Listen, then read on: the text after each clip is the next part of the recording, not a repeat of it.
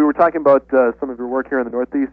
You get the call from World Championship Wrestling. I mean, this has got to be a dream come true for you. Oh yeah, I mean, definitely the highlight of what I'll do. You know, I mean, when you get your first break, I don't think you'll ever forget that.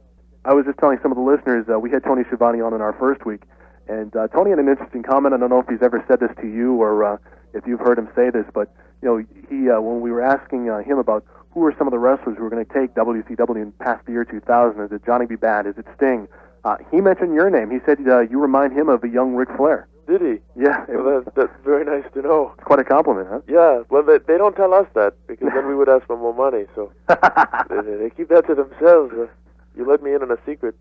Who are some of the guys that you looked up to, like when you were training, when you were watching wrestling on television? Well, to be compared to Ric Flair to me is the biggest privilege of all, because he was my idol, I guess, in wrestling growing up. But as far as other guys I looked up to,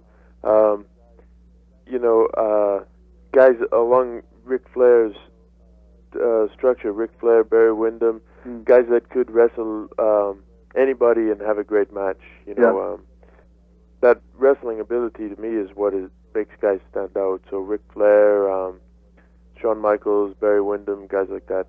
Hey, it's Gino. Hope you enjoyed this clip from my archives. This is a radio show I did back in the mid-'90s called Inside Pro Wrestling. It was a nationally syndicated talk show.